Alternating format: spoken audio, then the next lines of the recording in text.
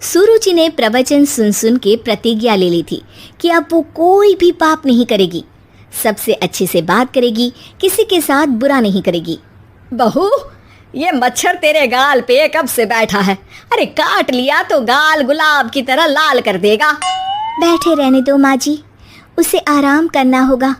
उसने मेरे गाल को अपना घर समझ लिया है, तो मैं उसे बेघर क्यों करूं? अरे ज्ञान की बारिश बाद में करना, अपने गाल का मच्छर हटा ले। मलेरिया हो गया तो तुझे आराम करना पड़ेगा। माँ जी, डेंगू मलेरिया तो सांसारिक बीमारियां हैं, हमें इनसे ऊपर ही तो उठना है ना। अरे बेटा, इनसे आदमी ऊपर ही उठ जाता है। क्या हुआ? काट लिया। अरे मैंने तो कहा ही था, मार देना था उसको। नहीं नहीं माँ जी, उसे भोजन करना था, मैंने उसे पोषण दिया है, मुझसे पुण्य का काम हुआ है। अरे उड़ रहा है टुनटुना के, ताली बजा के मार दे वरना फिर काट खाएगा। नहीं नहीं माँ जी, जीव हत्या करना पाप है। मैंने एक बार व्हाट्सएप पे एक उपदेश पढ़ा था, मच्छर आपको काटे ये उसका जुनून है, उसके बाद आप खुजाओ ये आपका सुकून है, लेकिन कभी मच्छर को मारना मत, क्योंकि उसकी रगों में आपका ही खून है। अरे तू और तेरा व्हाट्सएप का ज्ञान, भगवान बचाए। सुरुचि की ये पुण्य करने की आदत से कई बार सुरुचि का नुकसान होता, लेकिन फिर भी वो पाप से दूर रहती। सुरुचि, मेरे सर में जुएं हो गई हैं, निकाल दोगी? कोई आपको अपने घर से निकाले, आपको अच्छा लगेगा क्या? अरे लेकिन परेशान करती हैं जुएं, दिन भर सर खुजाता रहता हूँ। देखो, इसी बहाने तुम्हारे सर की चंपी हो जाती है। तुम्हें तो जुओं को थैंक यू कहना चाहिए। तभी बाहर से ससुर जी की आवाज़ आती है। बहू, बहू। अभी आई बाबूजी। बेटा सुनो, ये देखो चाय में ना मक्खी तैर रही है, दूसरी चाय ले आओ, जाओ। ला दूंगी, पर मक्खी मत हटाइएगा। अरे क्यों बेटा? मक्खी चाय का सेवन कर रही है, अच्छा थोड़ी ना लगेगा आप बीच में अडंगा डाल देंगी तो। आपको अच्छा लगेगा क्या अगर कोई आपकी चाय छीन ले? अरे पर निकालूंगा नहीं तो मक्खी मर जाएगी बेटा।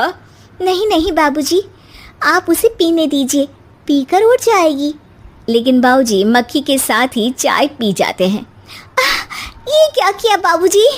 अरे मक्खी सिर्फ चाय ही क्यों पिए, आज सुबह मैंने मिठाई भी खाई है, पेट में ही है, वो पेट में चाय भी पीती रहेगी और मिठाई भी खाती रहेगी। सुरुचि को समझ में नहीं आता कि वो बाबूजी के इस कारनामे पर क्या जवाब दे। वो सास के पास जाती है। सास के हाथ में एक खटमल मारने की दवाई है। माँ जी, आपके हाथ में ये क्या है? अरे बेटा, तू तो बीए पढ़ी है, इतना तो पढ़ने में आया ही होगा कि ये खटमल की दवाई है। माँ जी, आप क्यों मार रही हैं खटमल?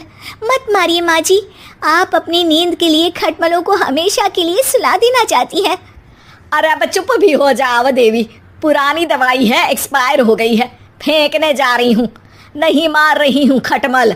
और वैसे भी खटमल से ज्यादा तो तूने हमारी नींद हराम कर रखी है। माँ जी, पुण्य करना चाहिए, आपको तो ज्यादा करना चाहिए, आपकी तो उम्र भी हो रही है। अरे उम्र से याद आया, बैंक में जाकर जन्म तारीख सही करवानी है, तैयार हो जा, कल स्कूटी चला के ले जाना मुझे। अगले दिन सास घर से निकलने से पहले दही शक्कर खा रही है और जल्दी जल्दी में हाथ नहीं धोती। बहू स्कूटी निकालती है और सास ताला लगाती है। ताला लगाते वक्त शक्कर के दाने ताले पे रह जाते हैं और दोनों सास बहू हड़बड़ी में घर से बाहर निकल जाती हैं। अच्छा हुआ कि तेरी स्कूटी में सेल्फ स्टार्ट है, वरना तू तो बोलती कि मैं किक नहीं मारूंगी, किक मार दी तो पाप लगेगा।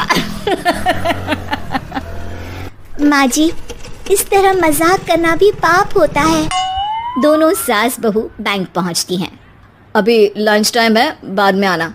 अरे भाई साहब सुन तो लो, करवाना क्या है? अरे जन्म तारीख बदलवानी है, कैसे बदलेगी? अब किसी और तारीख को पैदा हो जाओ।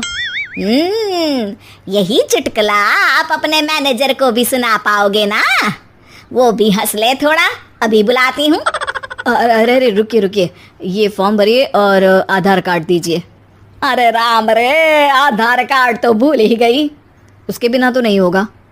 अरे बहू जा, घर से जल्दी से मेरा बटुआ उठा ला, उसमें मेरे सारे कार्ड रखे हैं। जा जा जल्दी लेकर आ, वरना बैंक बंद हो जाएगा और कल मुझे अपनी बहन के यहाँ भी तो जाना है ना।